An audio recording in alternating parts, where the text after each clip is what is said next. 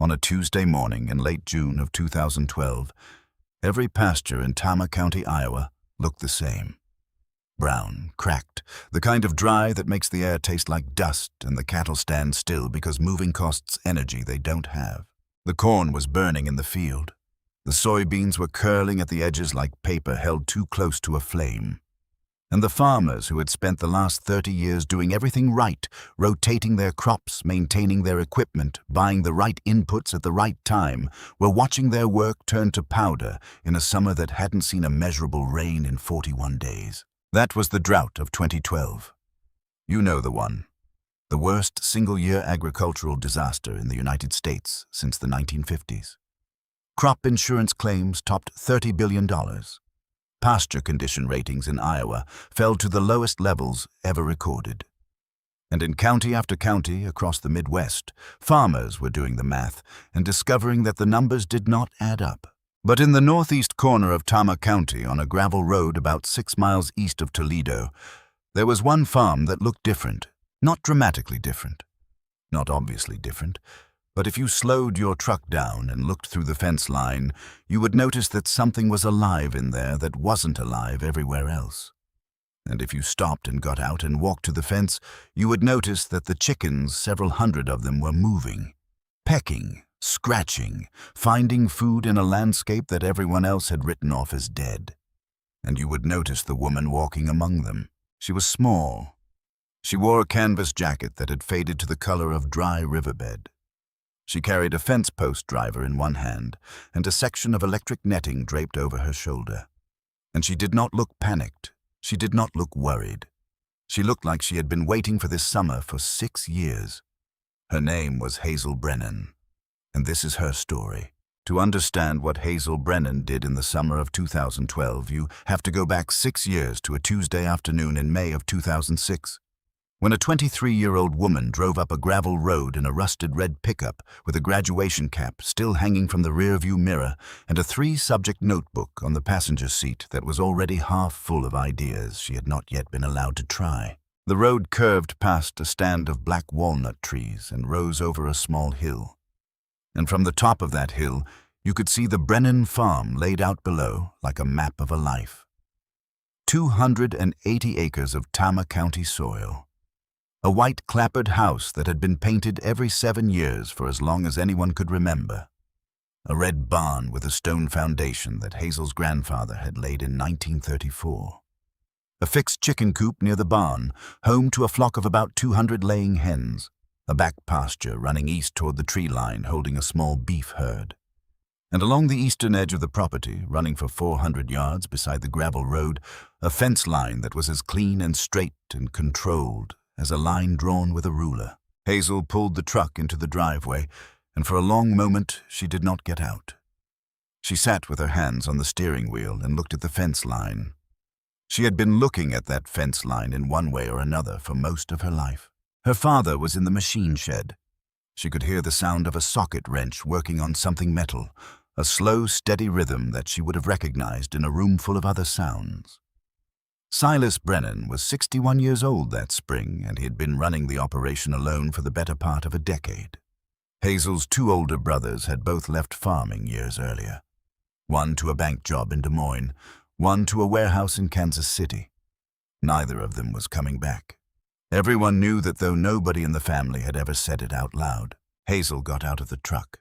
She walked across the gravel to the machine shed.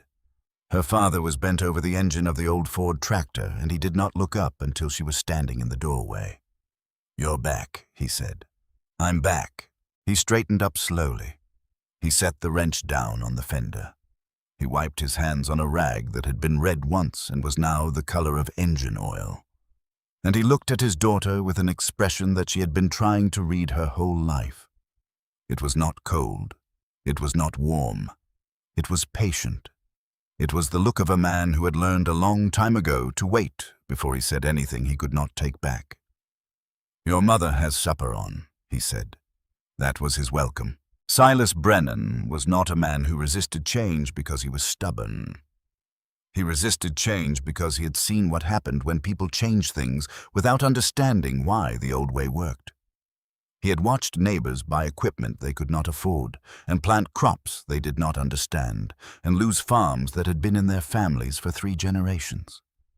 He had watched a whole way of life fall apart, one bad decision at a time, and he had made a promise to himself somewhere in his middle years that whatever else he was not going to be one of the men who fell apart.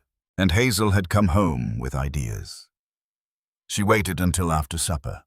She waited until her mother Marlene had cleared the plates and poured coffee into the 2 heavy mugs that had been in the cupboard since before Hazel was born.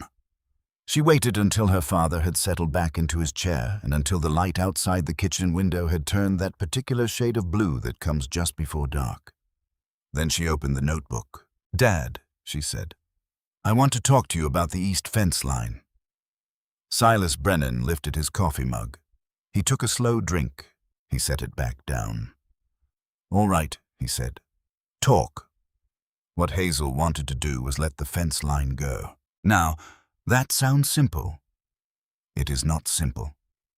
In Tama County in 2006, a clean fence line was not just a practical choice. It was a statement about who you were and how seriously you took your operation. You could tell a lot about a farmer by his fence lines. Silas Brennan's fence line said this man pays attention. This man does not let things get away from him. What Hazel was proposing was to stop mowing the eastern fence line, to let the volunteer mulberry trees that had been sprouting along the wire for years grow up unmolested, to let the wild plum thickets and the elderberry and the gooseberry and the hawthorn come in and take root and do what they would do if nobody stopped them, to let 400 yards of clean, straight professional fence line turn over the course of several years into something that looked from the road like a mess, and then to run the chickens under it. The idea had a name. Silas did not know the name. Hazel did. She had learned it from a professor at Iowa State named Dr. Alistair Penrose, who had spent 20 years studying traditional European and Asian poultry systems before anyone in the American Midwest was paying attention. The name was silvopasture, a form of agroforestry that integrated trees and shrubs into pasture systems to provide shade forage and habitat alongside the grass. In the context of laying hens specifically, it meant something even more targeted. A system where the trees and shrubs along a fence line or in a dedicated woodlot provided a continuous season-long supply of fruit insects and shelter that allowed the birds to supplement and, in certain conditions, replace a significant portion of their purchased feed. Hazel laid it out for her father the way she had learned to present things at Iowa State.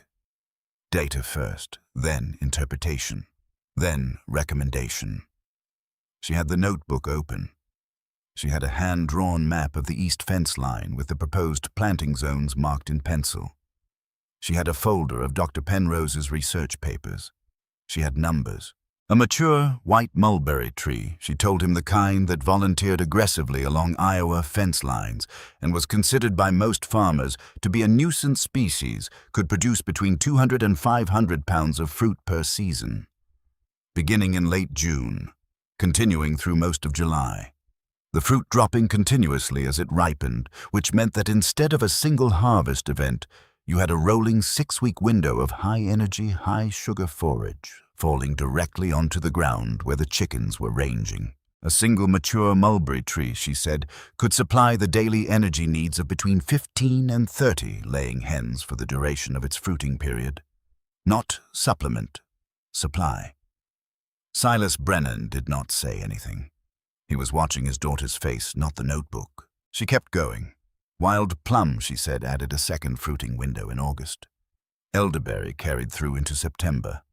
Hawthorn persisted into October, providing late-season forage at exactly the moment when pasture grasses were finishing and the cost of supplemental feed began climbing. A fence line planted or allowed to grow in a deliberate succession of these species created what Dr. Penrose called a forage cascade.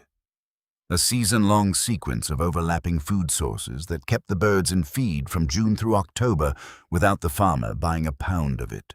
In a normal year, she told him, a mature fence line system could reduce purchased feed costs by 30 to 40% during the June through October window.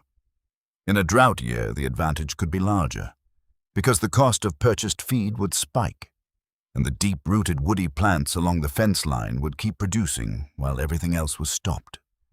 Mulberry roots went down 6, 8 to 10 feet. They found water in the subsoil that a drought summer could not touch. The kitchen was very quiet. Silas Brennan set his coffee mug down. He looked at the notebook. He looked at the map. He looked at his daughter, who was 23 years old and had been farming for exactly 0 years since she got her degree. And he said what a careful man says when he is not ready to say no, but is not ready to say yes either. "I need to think about it," he said. Hazel closed the notebook. She did not argue. She had expected that answer. She said, "All right, Dad." She stood up. She kissed her mother on the top of the head. She walked upstairs to her old bedroom, which still had her high school FFA jacket hanging on the back of the door, and she lay down on the bed and looked at the ceiling for a long time. Downstairs in the kitchen, Marlene Brennan waited until her husband had gone back out to check the barn one last time before dark. Then she came and sat down in her daughter's chair, and she looked at the notebook that Hazel had left on the table. She was quiet for a moment. Then she got up and walked to the kitchen window that looked out over the east fence line. The light was almost gone now, but you could still see along that clean straight line of wire the shapes of 8 small trees, volunteer mulberries, not more than 6 to 14 feet tall. Silas cut them back every 2 or 3 years when they got too big to ignore. They always came back. He always cut them back again. Marlene had been watching that fight for 20 years. The next morning, before Silas came down for breakfast, she found Hazel in the kitchen pouring coffee. She sat down at the table across from her daughter, and she said something that Hazel would remember for the rest of her life. "You're right, you know," Marlene said. "The mulberries are already there. They have been trying to grow along that fence for 15 years. Your father just keeps cutting them back." She paused. She wrapped her hands around her own coffee mug. "There is something you should know about your grandfather," she said. Hazel set the coffee pot down. "Your father's father," Marlene said. "He used to talk about trees along the fences, back in the Dust Bowl years. He said the farms that made it through 1934 and 1935 were the farms that had trees. He wanted to plant a shelter belt on this ground when your father was a boy. He never did it." "Why?" Marlene looked at her. "Because he was scared," she said. "Everybody in this county was scared for a long time after the 30s. Your father grew up hearing his father say what he wished he had done, and he grew up watching his father not do it. Some men, when they see that in their own father, they promise themselves they will not repeat it. Other men, when they see it, they learn that not doing the thing is what keeps you safe." She looked toward the window. "Your father is the second kind," she said, "or he has been. Give him a little time." Hazel did not answer right away. She was thinking about 8 volunteer mulberry trees along a fence line, and about a man who had been cutting them back for 20 years, and about the shape of a fight that had started before she was born. "I don't know if I have time to give him Mom," she said. Marlene smiled. It was a small, tired, knowing smile. "You have more than you think," she said. 3 weeks later, on a Thursday morning in early June, Hazel drove into Toledo to pick up a mineral supplement order for her father at the co-op. The Toledo Feed and Farm Supply had been on the west side of Toledo for as long as anyone in Tama County could remember. The building was long and low-sided in painted metal that had once been white and was now the color of old bone. The parking lot was gravel. The screen door had a spring on it that slammed hard enough to make you flinch the first few times you heard it. Inside, the front counter was made of pine that had been worn smooth by 40 years of elbows, and there was a coffee pot on a hot plate behind the register that had been running more or less continuously since 1984. The man who ran the counter was named Ronan Whitaker. Ronan Whitaker was 54 years old in the spring of 2006. He had been selling poultry feed and farm supplies out of that co-op for going on 22 years. He was not a bad man. That is important to understand. He was a man who had built a business on knowing what farmers in Tama County needed, and he had built that knowledge on 22 years of watching what worked and what failed. And in his experience, what failed was almost always some version of trying to outsmart the system. He had seen organic operations collapse when the certification costs outpaced the premium prices. He had seen specialty crop experiments fail when the markets did not develop. He had seen a dozen different innovations arrive in Tama County with great fanfare and leave quietly 2 or 3 years later. And the farmers who had stayed with conventional methods had outlasted all of them. Ronan Whitaker believed in conventional methods the way some people believe in gravity, not because he had tested it, because it had never failed him. He also held court at the co-op counter every Tuesday and Thursday morning when the farmers came in for supplies and stayed for coffee. And his opinions on agricultural matters were delivered with the calm certainty of a man who had never been seriously wrong about anything in his own memory. Hazel walked in that Thursday morning at about 9:15. There were 2 farmers at the counter already, both men in their late 50s, both wearing seed company caps, both drinking coffee out of the styrofoam cups the co-op kept in a stack by the register. Ronan was leaning on the counter telling a story about a hailstorm.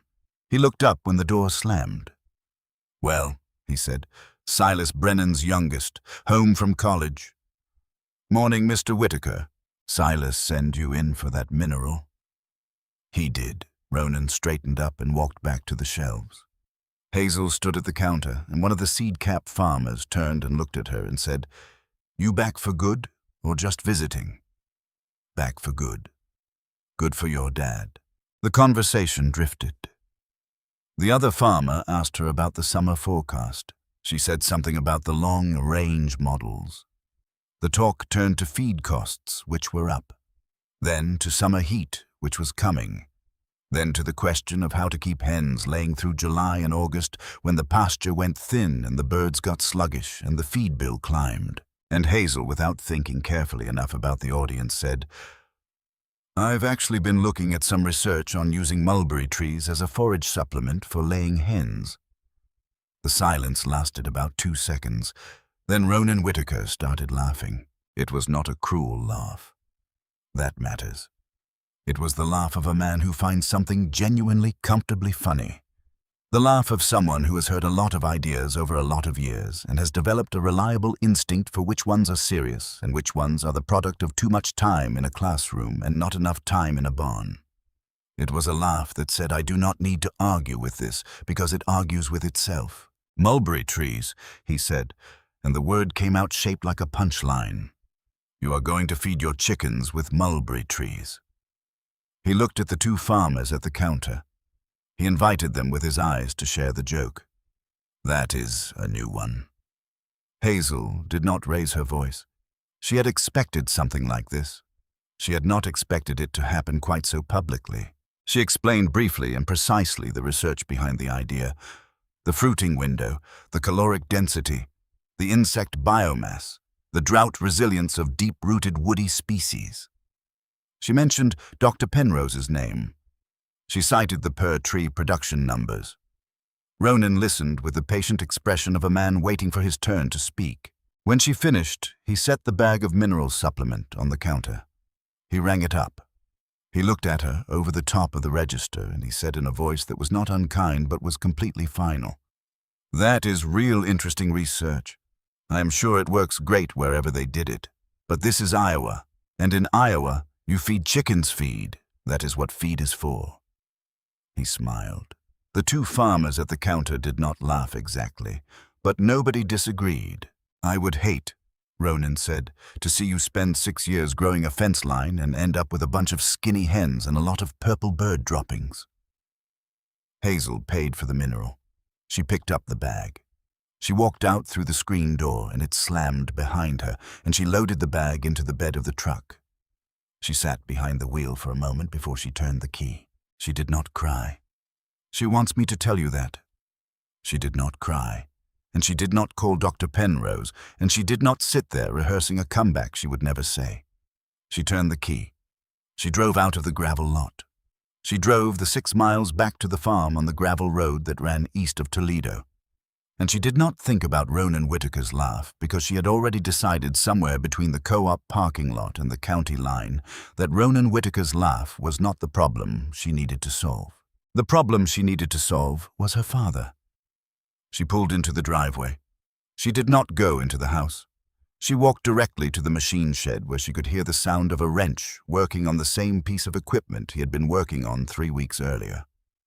Silas looked up when she came in. He read her face the way he had always read her face. He set the wrench down. "What happened?" he said. She told him. She told him what Ronan had said. She told him about the laugh. She told him about the 2 farmers at the counter who had not laughed but had not disagreed either. She told him all of it in a level voice, without making it bigger than it was and without making it smaller. And then she said the sentence she had been rehearsing on the drive home. "I am not asking for the whole farm, Dad. I am asking for the east fence line. And 100 birds." Silas Brennan was quiet for a long time. He had a wrench in his hand. He turned it over a few times the way he did when he was thinking through something mechanical, feeling the weight of it shift from one side of his palm to the other. He looked at the floor of the machine shed. He looked at the row of tools hanging on the pegboard behind his workbench, each one in its own outline, each one exactly where it had been for 30 years. And then he did something that Hazel would remember for the rest of her life. He set the wrench down on the workbench. He walked past her out of the shed into the afternoon light. She followed him. He walked across the yard, past the chicken coop, past the corner of the barn, all the way to the east fence line.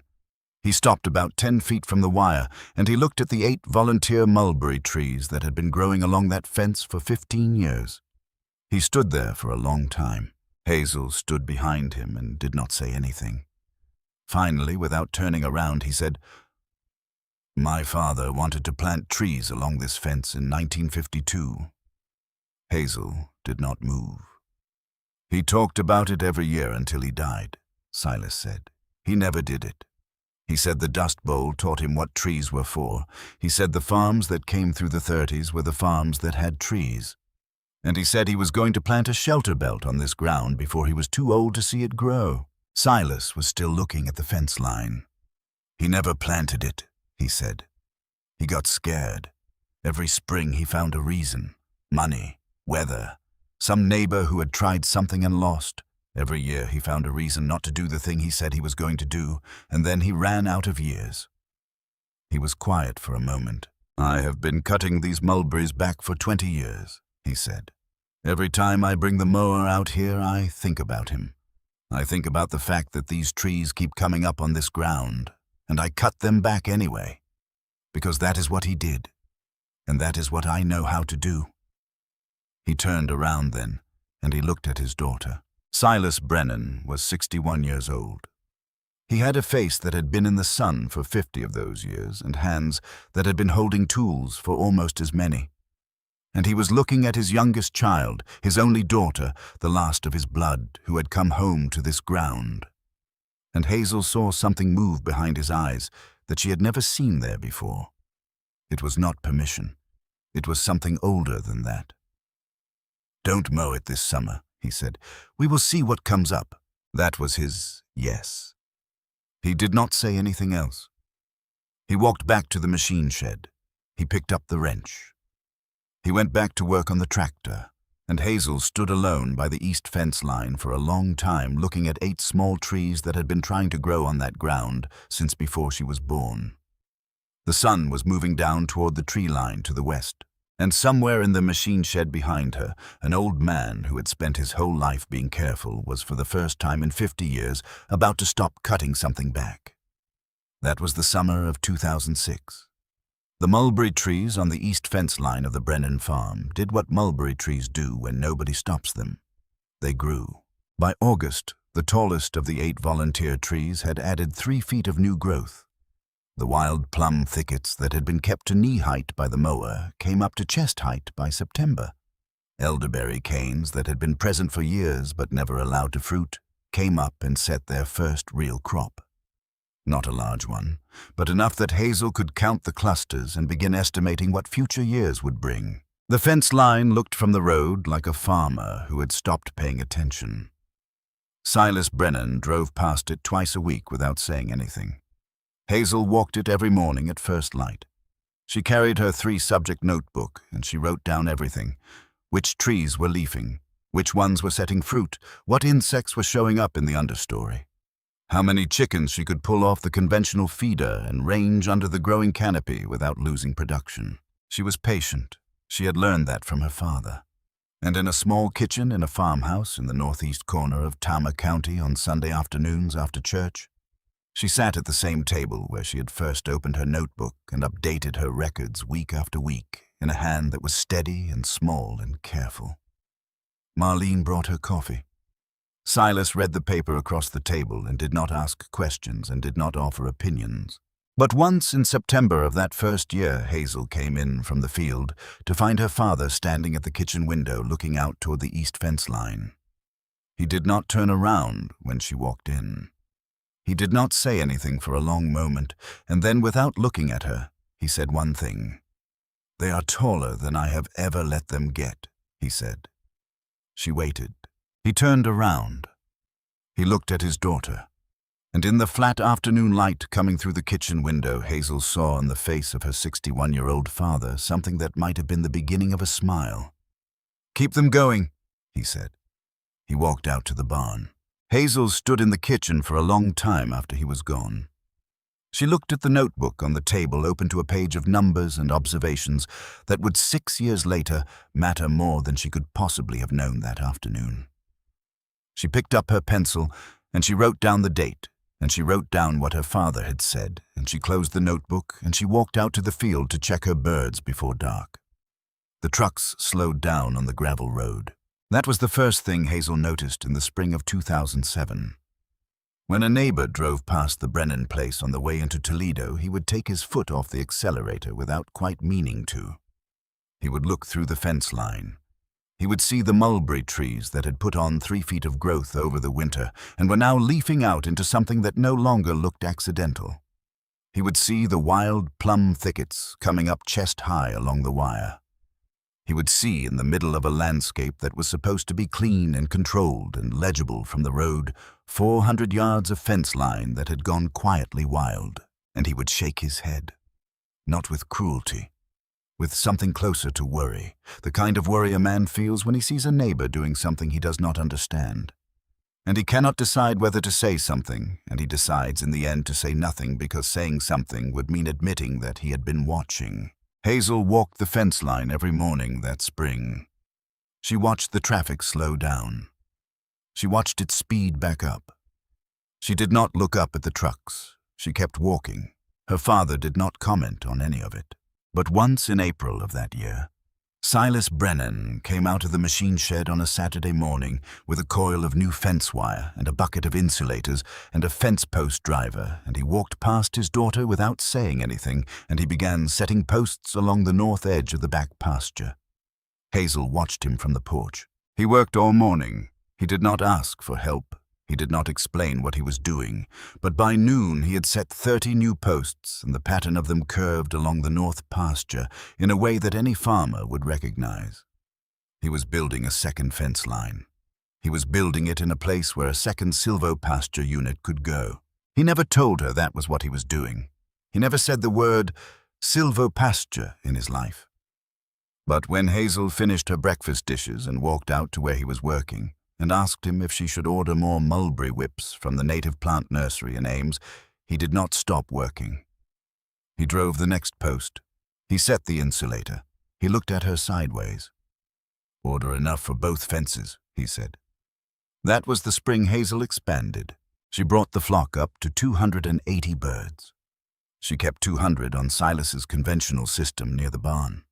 She ran the additional 80 under the east fence line in what she was already calling in her notebook the silvopasture unit. She put in a simple rotational paddock system using portable electric netting, dividing the 400-yard fence line into 4 sections that she could move the birds through in sequence. She planted into the gaps mulberry whips from Ames, hawthorn seedlings, 2 varieties of elderberry selected for late-season fruiting. She hand-dug every hole. She hauled water in 5-gallon buckets from the stock tank when the spring dried up in June. The first summer was not a vindication, it was a data point. The 80 birds in the silvopasture unit consumed on average 14% less purchased feed than the 200 birds in the conventional unit measured on a per-bird basis. The mulberries were not yet at full production. The planted trees were too young, and only the original 8 volunteers were bearing heavily. But the insect load under the canopy was already measurably higher than in the open pasture, and the birds were ranging differently. They spent more time under the trees and less time at the feeder. Their egg yolks were darker orange. Hazel noted this carefully. Her mother noted it without being asked. The per-bird feed cost for the silvo pasture unit was 73 cents lower per month than the conventional unit. On 80 birds, that was $58 a month. Not transformative, but real. Hazel wrote it all down. She also wrote down what Ronan Whitaker said when she came in for feed at the end of that summer. She had been back to the Toledo Feed and Farm Supply 4 or 5 times over the course of the year, always for something small. Mineral grit, a specific type of nipple waterer that Silas preferred. Every time she walked through the screen door, Ronan looked up from the counter, and every time he asked her the same question in the same tone. "How are those trees coming?" The first time he said it, she thought it was a real question. She started to answer. He waved her off, laughing, and turned back to whoever was at the counter. By the third time, she understood what it was. It was not a question. It was a running joke. Something he brought out to entertain the farmers at the coffee counter on Tuesday and Thursday mornings when the room was full and the audience was ready. Hazel took it the way she had taken it the first time. She did not raise her voice. She did not defend herself. She paid for her supplies. She walked out through the screen door, and she drove home, and she wrote down in her notebook at the end of a page of production numbers, "One summer doesn't prove anything." That was what Ronan had said when she mentioned the preliminary results. He had said it in the same friendly voice a man uses when he is telling you something for your own good. "You had a mild year. Wait until you get a real drought." She wrote it down anyway. She wrote everything down. The summer of 2008 was better. The fence line was filling in.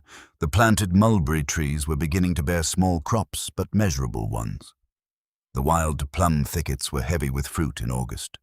The elderberry canes along the east line were setting clusters that Hazel counted by hand, walking the fence at first light with the notebook open. She expanded the silver pasture unit to 150 birds.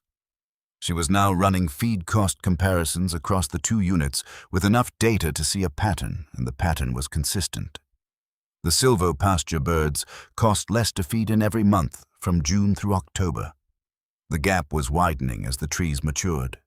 The per-bird feed reduction for the summer months climbed to 22%. Silas watched the numbers without commenting. Then came the ice. It came in the second week of December 2008. It came the way ice storms in Iowa always come, with an afternoon of freezing rain that nobody takes seriously enough, followed by a night that drops 30 degrees, followed by a morning when every branch and every wire and every fence post on the property is encased in a half-inch shell of glass. Hazel woke up before dawn to a sound she had never heard before. It was the sound of trees breaking. Not one tree. Many trees, all across the county in the dark under the weight of a load they had never been built to carry. The sound was not sharp. It was deep and slow and terrible. It went on for hours. She stood at the kitchen window in her flannel robe. She could not see anything. The world outside was black and glazed and impossible. She waited for the light. At first, gray, she pulled on boots and a coat and a wool cap, and she walked out to the east fence line, and she saw what the storm had done. 3 of the 8 original volunteer mulberry trees were down, not damaged. Down. Snapped clean at the trunk 4 to 6 feet above the ground, the tops lying broken across the fence wire, the wood white and raw where it had come apart. The 4th tree had lost a major limb. The 5th was leaning. The 3 younger planted trees along that section were intact, but their central leaders were bent nearly to the ground under the ice, and Hazel did not know yet whether they would come back. She stood in the gray light, and she looked at 3 years of work lying on the ground. Something inside her went very quiet. She did not cry. She walked the fence line to the end and back, counting the damaged writing numbers into a notebook that had gone stiff in the cold. She walked back to the house. She took off her boots at the back door. Her father was in the kitchen. He was sitting at the table with a cup of coffee in front of him, and he was watching her the way he had watched her when she came home in May of 2006. Patient, careful, reading her face. "How bad?" he said. "3 of the originals," she said. "Broken clean. 2 more damaged. The planted trees look bent, but I can't tell yet." Silas Brenner nodded slowly. He did not say it was all right. He did not tell her they could replant. He did not offer any of the small comforts that a lesser man would have offered. He got up from the table. He walked out of the kitchen. Hazel heard him climb the stairs to the second floor slowly, 1 step at a time. She heard the pull-down attic ladder come down in the upstairs hallway. She stood in the kitchen and waited. 10 minutes later, Silas came back down the stairs. He was carrying something. He set it on the kitchen table in front of her. It was a wooden box. The wood was walnut, and it had been in the attic for a long time. There was dust on the lid. The hinges were tarnished. The box was maybe 14 inches long and 8 inches wide, and Hazel had never seen it before in her life. "This was your grandfather's," Silas said. He sat down across from her. "He kept it in the attic of the old house before we moved into this one. When my mother died in 1979, I brought it up here. I put it in the attic. I have not opened it in 33 years. He looked at his daughter.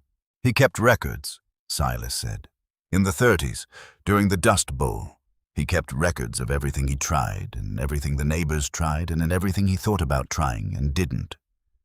When you came home in 2006 and started talking about trees along the fence, I remembered this box. I have thought about it every day for 6 years.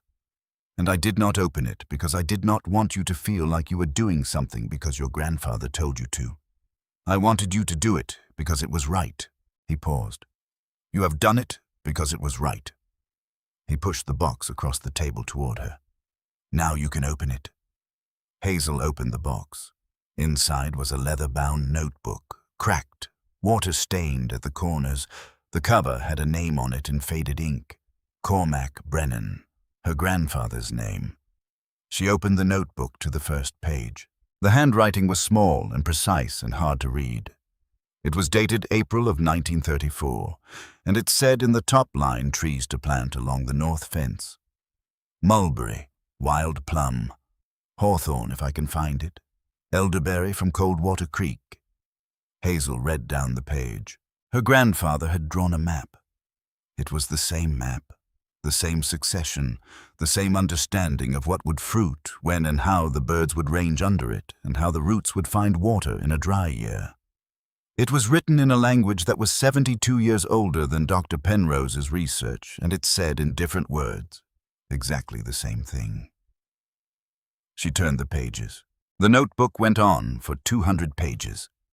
There were sketches. There were calculations.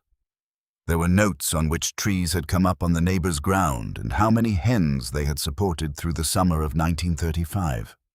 At the bottom of one page in handwriting that had begun to shake was a single line. It was dated November of 1952. Never planted them. Ran out of time. Hazel closed the notebook. She looked across the table at her father. Silas Brennan was crying. He was not crying loudly. He was not even crying visibly. But there was a shine along the bottom of his eyes that Hazel had never in 25 years seen there. He was sitting very straight in his chair. His hands were folded on the table in front of him, and he was looking at his daughter with an expression that she would not have known how to describe if you had asked her a year earlier. "The trees came down last night," he said, "but he wrote about ice storms, page 112. He had a way of coming back from them. You will find it in there." He got up from the table. "I will drive you into Ames tomorrow to order more whips." He walked out to the barn. Hazel sat at the kitchen table for a long time with her grandfather's notebook open in front of her. She read the page about ice storms. She read the page after that. She read for 2 hours in the light of the kitchen window, and she did not lift her head until Marlene came in to start supper. She replanted in April of 2009. She ordered 30 whips from Ames. She put them in along the east fence line where the storm had broken the originals, and she followed her grandfather's spacing, which was different from what she had been using, and which produced over the next 3 years a denser canopy than she had planned. The broken originals came back from the stumps. Mulberry trees are hard to kill. By July of 2009, they had put on 3 feet of coppice growth, and by the end of that summer, they were bearing fruit again on the new wood. Silas started walking the fence line with her. Not every morning, not even most mornings, but 2 or 3 days a week when the weather was good and his back was not stiff. He would come out to the porch at first light with a second cup of coffee in his hand, and he would fall in behind her as she made her rounds. He did not talk much. He looked at the trees. He looked at the birds. He looked at things Hazel had stopped noticing because she saw them every day. Once in late June of 2009, he stopped in front of one of the coppiced originals and stood looking at it for a long time. He would have liked this one, he said. He did not say anything else. They kept walking. In the fall of 2009, Silas made a decision. It was a Sunday afternoon. Hazel was at the kitchen table with her production records for the season laid out in 3 neat piles. Silas came in from the barn. He washed his hands at the sink.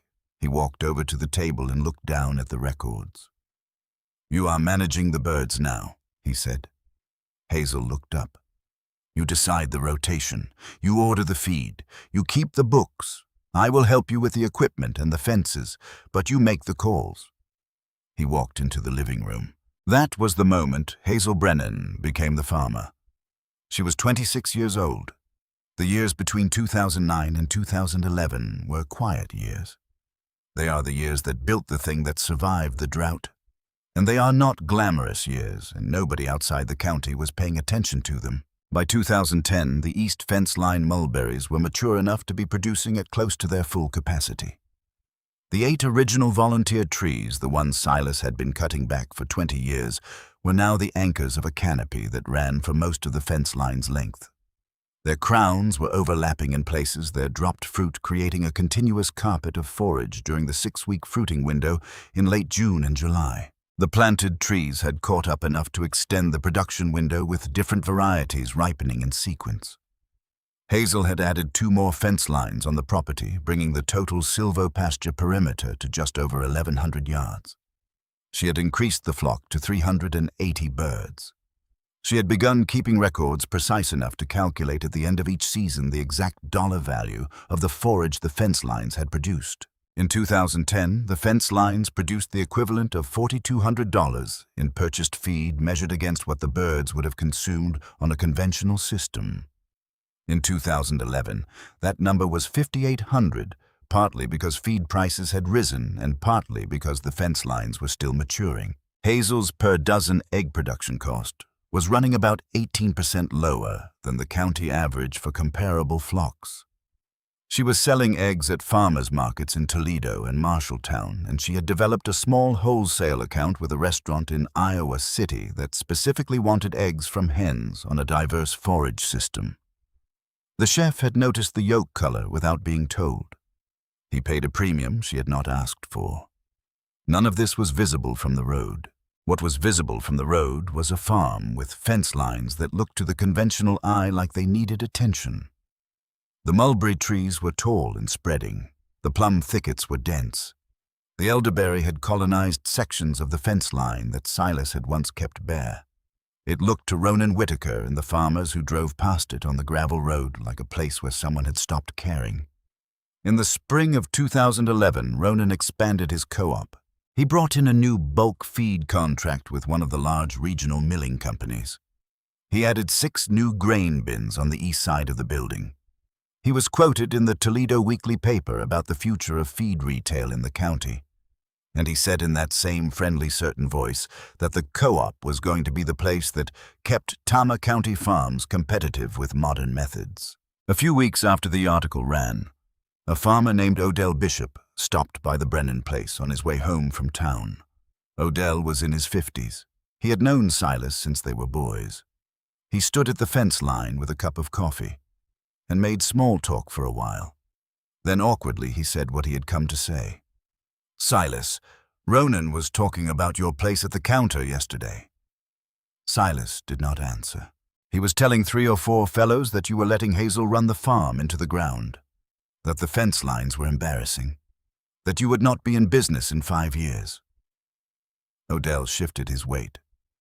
"I thought you should hear it from a friend." Silas thanked him. Odell got back in his truck and drove away. Silas did not tell Hazel what Odell had said, but the next morning, before breakfast, he walked out to the machine shed and loaded the fence post driver into the bed of his truck. He drove to the north pasture. He spent the whole day extending the north fence line by another 60 yards farther than Hazel had asked him to, into a corner of the pasture where nothing had ever been planted. When she came out to see what he was doing, he was setting the last post of the afternoon. He did not look up at her. He drove the post, he set the insulator, and he said without turning around, "Order more mulberry whips." That was all he said. He was declaring himself, not with words, with posts driven into ground. Hazel understood. She did not press him, she ordered the whips. The winter of 2011 was cold and long. Silas seemed a little slower that year. He came down for breakfast a little later. He did not go out to the barn as many mornings before dawn. Marlene watched him without saying anything. Hazel watched him too. In February of 2012, on a Tuesday morning during the second cold snap of the season, Silas came in from the barn at 6:15 holding his left arm across his chest. His face was gray. He sat down at the kitchen table without taking off his coat. Marlene took one look at him and picked up her car keys. They drove to the hospital in Marshalltown. The doctors said the words, "mild heart attack." They said he was lucky. They put in a stent. They kept him for 4 days.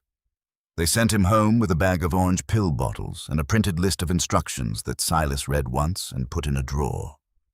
He was 67 years old. He went back out to the barn a week after he came home. He walked slower. He was careful on the stairs. But he still made it to the coop by 5:30 most mornings, and he still walked the fence line with Hazel 2 or 3 days a week when the weather was good. Then March came and he began sitting down more often, leaning against the fence post when he thought nobody was looking. By April he was spending most of his afternoons on the porch chair. Hazel did not say anything about it. Neither did he. But one evening in early May, when Hazel came in from the last rotation of the day, she found her father on the porch with a small ledger open in his lap. It was a leather-bound ledger, newer than her grandfather's, his own. He looked up at her. "I am not going to be able to run the equipment this summer," he said. Hazel sat down in the second chair. "You are going to be running this operation on your own. You have been running most of it for 3 years anyway. But this summer, you will be running all of it." He closed the ledger. "There is money in an envelope in the top drawer of my desk. It is for feed if you need it. It is for anything you need it for. You do not ask me before you spend it." He looked at his daughter. "You are the farmer. I am the porch." He did not smile when he said it, but there was in his voice something Hazel had not heard there before. It was pride. It was not spoken as pride, but that is what it was. She sat with him for a long time before she went in to help her mother with supper. May of 2012 was dry. June was drier. By the middle of June, the topsoil was cracking. By the 3rd week, the pasture grasses had gone dormant. The corn to the south was beginning to curl. The National Drought Monitor placed most of Tama County in the D3 category extreme drought, with portions of the county moving toward D4, which is exceptional drought, the worst category on the scale. Feed prices at the co-op climbed $1 a bag, then $2 a bag, then $3. Hazel walked the fence lines every morning at first light. The mulberries were stressed. The fruit was smaller than in a normal year. But the trees were producing. Their roots were reaching for water that the surface drought could not touch. The wild plum was setting. The elderberry was holding. The whole system was straining, but the whole system was going. On the evening of the 24th of June, Hazel sat down at the kitchen table and did the math one more time. She looked at the numbers she had been building for 6 years. She looked at the shape of the drought and the shape of the fence lines. She looked at the 380 birds she had spread across 3 different range systems. She made a decision. She walked out to the porch. Silas was in the chair. The sun was going down over the tree line to the west. The heat was still coming up off the yard. "Dad," she said, "tomorrow I am moving every bird onto the fence lines. All 380, all 3 systems at once." Silas looked out at the shape of the canopy against the pale sky. He nodded once. "Do it." 40 days. That is the number Hazel Brennan wrote at the top of a fresh page in her notebook on the morning of June the 25th, 2012. She wrote the date. She wrote the words, "Drought Log." And she drew a small square in the upper right corner of the page, and she wrote the number 1 inside it. Day 1 of 40. She did not know it was going to be 40 days when she wrote it. Nobody in Tama County knew.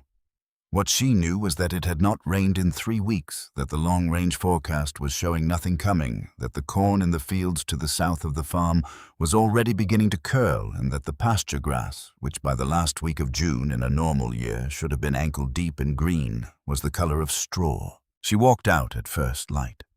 She stood under the tallest of the 8 original volunteers, and she looked up into the canopy, and she saw what she needed to see. The fruit was smaller than in a normal year. The season would be shorter.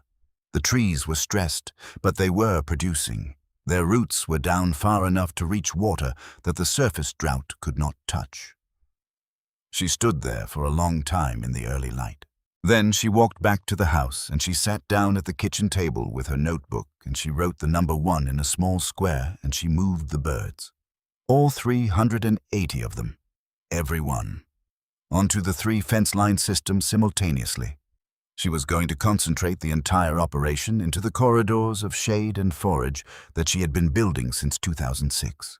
At exactly the moment when those corridors were most valuable and everything outside of them was dead. She was going to bet the year on the trees. Silas Brennan was in the porch chair. He had been in that chair for most of the previous 4 weeks. He watched the fence lines from the porch. He watched his daughter come and go with the notebook. He watched the drought settle in over the county like a hand pressing down slowly on the whole shape of the year. And he did not say much because he did not have much to say that was not going to sound like fear, and he had never been a man for that. He watched her make the move on the morning of the 25th. She worked from first light through the middle of the morning, moving the electric netting section by section, herding groups of birds from the conventional range into the shaded corridors. She did it alone. She did it quietly. By 11, all 380 birds were on the fence line systems. Silas watched from the porch. His hand was flat on the arm of the chair. He was breathing carefully. He did not go inside. That was the beginning of 40 days. Now let me tell you what happened on that farm from the 25th of June through the 3rd of August in 2012.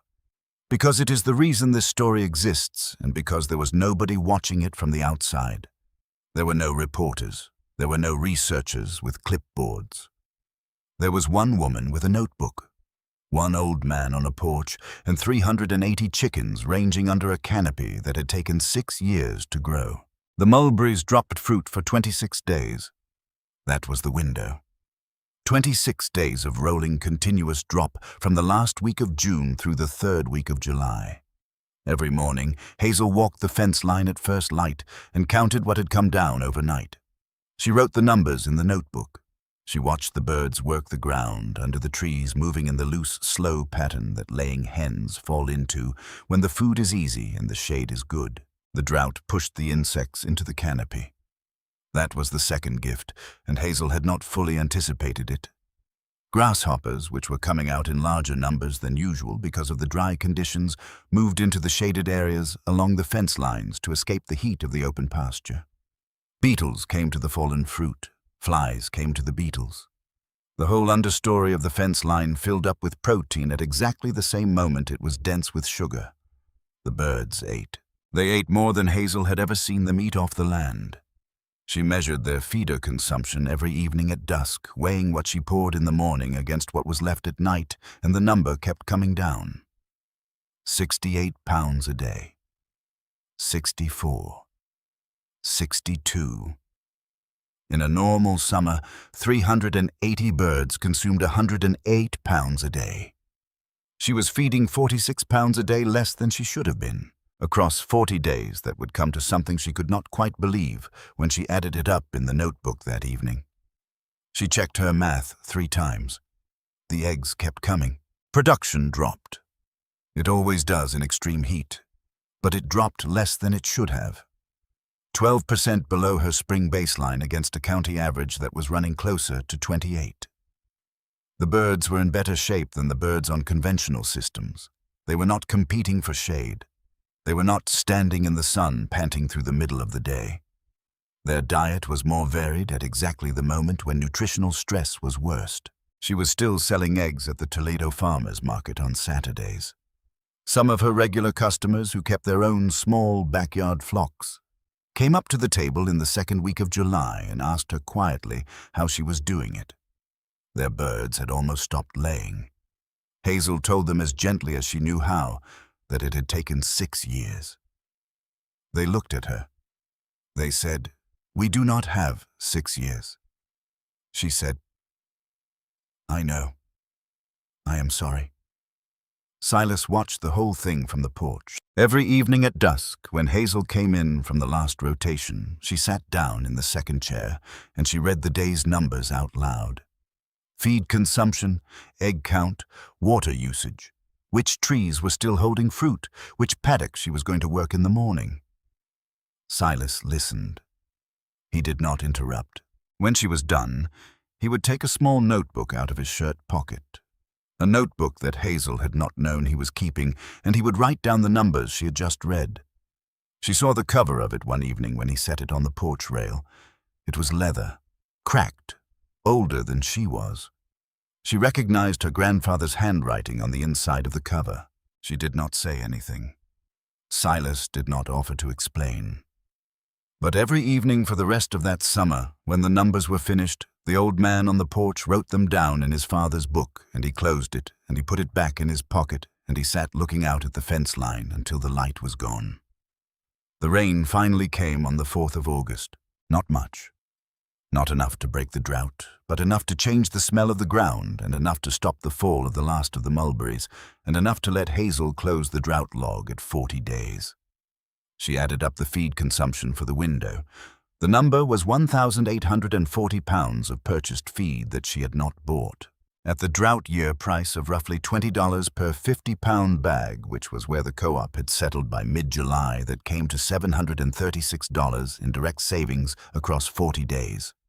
Against a farm operation, that is not a fortune. But it is the difference between a month that costs you and a month that does not. And it came on top of the savings from every normal year before it. Savings that had been accumulating since 2007, compounding quietly in Hazel's notebooks while the fence lines grew. She sat down at the kitchen table on the evening of the 4th of August, and she wrote the number in the notebook, and she circled it once. Then she closed the notebook. She sat at the table for a long time. She had done the thing. She had known she was doing it. She had known it every morning at first light for 6 years. But sitting there in the small kitchen with the notebook closed on the table in front of her, she felt what she had not let herself feel through any of the 40 days. She felt the size of what she had built. She felt the ground shift a little under her chair. Her father came into the kitchen behind her. He walked slowly. He walked like a man who was choosing his steps. He put his hand briefly on the back of her chair. He did not say anything. He walked out to the barn to check the birds one last time before dark. Ronan Whitaker drove out to the farm on a Wednesday afternoon in the second week of August. He did it without calling. That was on purpose. If he had called, he would have had to explain why he was calling, and he could not yet put into words what he was coming out to see. He drove out because 3 of his customers were in trouble, and he had told them he would ask around, and asking around had led him over the course of 2 days back to a farm on the gravel road east of Toledo that he had been driving past for 6 years without stopping. He pulled into the driveway a little after 2. Hazel was working in the paddock along the north fence line. She was moving electric netting for the afternoon rotation. She had the fence post driver in one hand and a section of netting draped over her shoulder, and she was concentrating on the corner post, and she did not see him at first. Ronan got out of the truck. He shut the door quietly. He walked to the fence. He stood there for a moment. He looked at the mulberry trees.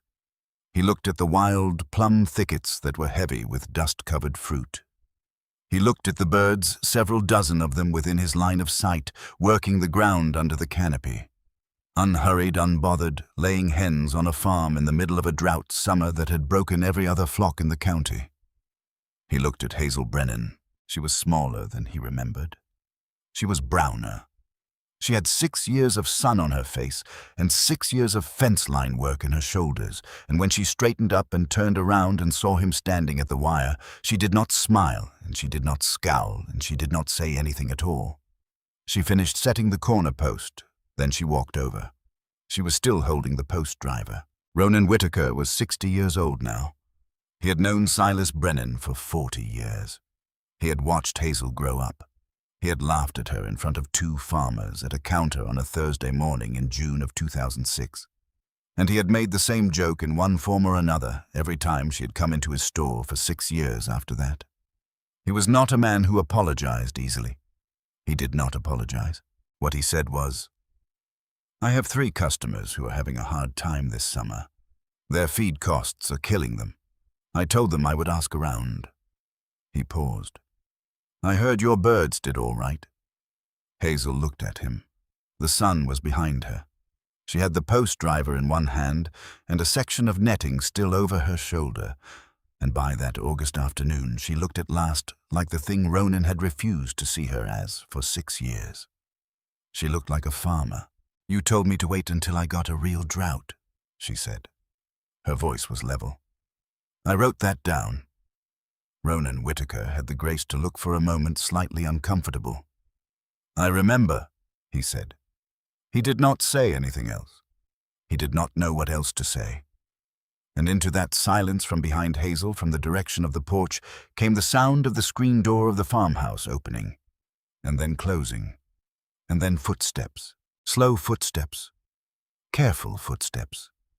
The footsteps of a man who was doing something the doctors in Marshalltown had told him not to do, which was walking any distance without a reason, which was crossing the yard on a hot afternoon in August, without a hat, which was coming out to a fence line to say something he had waited 6 years to say. Silas Brennan walked across the yard. He walked past the chicken coop. He walked past the corner of the barn. He walked all the way out to where his daughter was standing with the fence post driver in her hand, and where his oldest friend in Tama County was standing on the other side of the wire with his hands in his pockets and no idea what was about to happen. Silas stopped beside his daughter. He put his hand briefly on her shoulder. Then he looked at Ronan Whitaker. "Ronan," he said. His voice was quiet. It was the voice of a man who had not raised it in 50 years and was not going to raise it now. "I have known you a long time." Ronan did not move. "I have listened to you at the counter for 22 years, Silas said. "I have heard you tell my daughter every time she walked into your store that she was going to end up with skinny hens and purple droppings. I have heard you make her the joke of the coffee counter for 6 summers running." He paused, and I did not say anything. He was looking at Ronan. He was not looking at Hazel. I did not say anything because I was raised by a man who did not say things, and I learned from him that not saying things was how you kept the peace, and I have kept a lot of peace in my life. Ronan, I have kept enough peace to last me." He took a breath. It was not an easy breath. His hand was still on his daughter's shoulder. "My daughter was right in 2006, he said. "She was right in 2007, and she was right every year since. She was right this whole summer while your customers were watching their feed bills climb. I knew she was right. I have known it for 6 years, and I stood at that porch window and watched her walk that fence line at first light for 6 years, and I did not say it out loud one time because I was still at 67 years old, the son of a man who did not do the thing." He looked at Ronan Whitaker. "So I am saying it now," he said. out loud, where you can hear it and where she can hear it and where anybody who wants to drive past this fence for the rest of my life can hear it if they ask me." He paused. My daughter was right. He looked at his oldest friend. "Now you can listen to her," he said, "or you can go home." Nobody moved. The cicadas were going in the tree line to the east. Somewhere behind the barn, a hen was calling. The heat was coming up off the gravel in slow shimmers. Ronan Whitaker stood on the far side of the wire with his hands in his pockets, and he looked at Silas Brennan, and then he looked at Hazel, and then he looked down at his boots for a long moment. When he looked up again, he was not the man who had driven into the driveway 10 minutes earlier. "Can you come talk to them?" he said. He said it to Hazel, not to Silas, to Hazel. Hazel Brennan set the fence post driver down against a post. She adjusted the netting on her shoulder. She looked at her father, who had taken his hand off her shoulder and was standing quietly, breathing a little harder than he should have been. She looked at Ronan Whitaker. "The lesson is not that mulberry trees are magic," she said. Her voice was level. "The lesson is that any farm that depends on a single feed source needs only one bad summer to find out how fragile that is. The trees did not save my birds. The diversity saved my birds. The trees were part of the diversity." She paused. "The fence lines took 6 years to mature. Your customers needed to plant them in 2006. Ronan Whitaker nodded slowly. "I know," he said. That was all he said. Then he asked again if she would come. She said she would. In November of 2012, Hazel Brennan presented her 6 years of data at the Tama County Extension Service's annual meeting. Feed consumption records, per-bird cost comparisons, forage production estimates, egg production through the drought. She had not been invited. She had asked to be put on the agenda, and the extension agent, a man named Wendell Krause, who had been skeptical but was not unreasonable, had given her 20 minutes at the end of the evening. She used 19 of them. The data was not theoretical. It was not a research paper from a university. It was 6 years of records from a working farm in Tama County, Iowa, with specific numbers for specific seasons, including a drought year that everyone in the room had just lived through. The per-bird feed cost for her silvopasture unit in 2012, including the drought months, was $1.34 per bird per month lower than the county average for conventional operations. On 380 birds, that was $509 a month, roughly $3,050 for the June through November window, against a fence line establishment cost that she had amortized over 6 years. The silvopasture system had been cash positive since year 3. The room was quiet, in the way rooms are quiet when people are doing math. Silas Brennan was in the back row. He had come without being asked. He had driven himself. He had walked into the extension building at a pace that Marlene had not tried to slow down because she had been married to him for 44 years, and she knew when there was no point. He sat with his arms folded, and he listened to his daughter answer questions for another 40 minutes after the presentation ended. On the drive home in the dark on the gravel road east of Toledo, he said one thing. "You should have asked for more than 20 minutes." That was Silas Brennan's standing ovation. Over the next 3 years, 11 farms in Tama County established silvopasture fence lines. Not all of them were poultry. Several were beef operations interested in shade and browse. But 7 of them were laying hen operations, and all 7 were following the succession planting model that Hazel had developed on the Brennan farm. She wrote a management guide, 12 pages hand-typed with her planting maps and her rotation schedule and her per-tree production estimates. Wendell Krause made copies and distributed them through the extension office. By 2015, the guide had been requested by extension agents in 4 other Iowa counties. Ronan Whitaker began stocking mulberry whips and elderberry starts at the co-op in the spring of 2013. He did not make an announcement about it. They were just there one day in a section of the nursery display near the door. Hazel noticed them the first time she came in for supplies that spring. She did not say anything about it. Neither did he. She wrote it down. Ronan retired in 2017. His retirement party was at the VFW Hall in Toledo, and it was attended by most of the farming community in Tama County. At the end of the evening, when the speeches were winding down, someone asked him what had changed the most in his 29 years in the feed business. He thought about it for a moment. "The farmers who are still here," he said, "are the ones who figured out how to need less." He did not mention Hazel Brennan by name. But Wendell Krause, who was standing nearby, said afterward that he saw Ronan glance toward the back of the room when he said it, where Hazel was standing, with her mother on one side and her father on the other, and her daughter in front of her. Juno Brennan was born in the spring of 2007. She had been walking the fence lines with her mother since she was old enough to walk anywhere.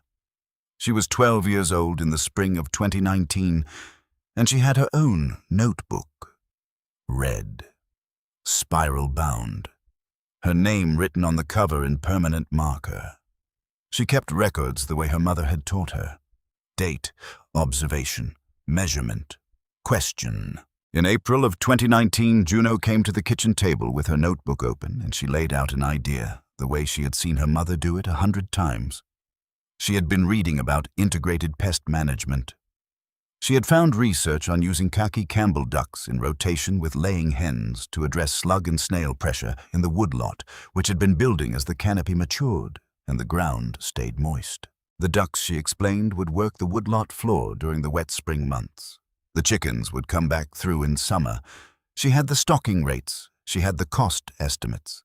She had a projected reduction in the crop damage the slugs were causing to the elderberry understory. She was 12 years old. Hazel Brennan looked at the notebook. She looked at the calculations in her daughter's careful handwriting. She thought about a kitchen table in 2006. She thought about a man with a wrench in his hand, turning it over slowly. She thought about 20 minutes at the end of an extension meeting.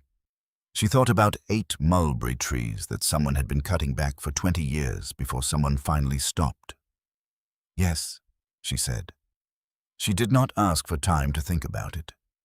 She did not say she needed to see the research. She said yes, the way you say yes when you have spent 13 years learning what it costs to say, wait. Silas Brennan was at the table. He was 74 years old. He was still on most mornings out to the coop by 5:15. He had been listening to his granddaughter present her plan without saying anything. And now he reached across the table and put his hand briefly on the cover of the red notebook. "She gets the south paddock," he said. That was all he said. The east fence line of the Brennan farm is enormous now. The tallest of the 8 original volunteer trees is close to 40 feet, its canopy spreading 25 feet in either direction, dropping fruit in late June with a generosity that seems almost architectural, as if the tree understood its purpose and grew into it deliberately. The fence line looks from the road like it has always been there, like it was planned, like somebody knew what they were doing from the beginning. In drought years, and there have been others since 2012, none as severe but several that tested the system, the chickens range under the canopy and find what they need. The way they found it in the summer of 2012. The way they will find it in whatever summer comes next. The purchased feed bills go down. The egg production holds. The farm keeps going. Hazel Brennan is 36 years old now. She still walks the fence line at first light. She carries a notebook. She writes down the date and the observations and the measurements and the questions. She has been doing it for 19 years. Some mornings in the summer when the mulberries are dropping and the light is coming up over the tree line to the east.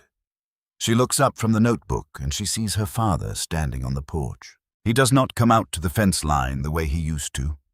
His knees are not what they were. And there are some mornings when he does not come out at all. But on the good mornings, in the good light, he stands at the porch rail and he watches his daughter walk the ground that his own father wanted to plant in 1952 and never did. And Hazel walking sometimes lifts her hand. And the old man on the porch, without moving from the rail, lifts his hand back. They laughed once at a woman who wanted to plant mulberries along a fence line in Tama County. The drought came. The pastures died. The feed prices doubled. The mulberries kept dropping fruit. The chickens fed themselves for 40 days. And the fence line that looked for 6 years like neglect turned out to be the most carefully considered thing on that road. If you drive east out of Toledo today, 6 miles down the gravel, and you slow your truck down at the top of the rise, you can see it from the road. 400 yards of canopy running along the wire, the mulberries anchoring the middle, the wild plum coming in at the north end, the elderberry filling the shade underneath. The birds are in there. You cannot always see them, but they are in there. And if you stop and you get out and you walk to the fence, you will see something else. You will see behind the canopy a small red barn with a stone foundation that was laid in 1934.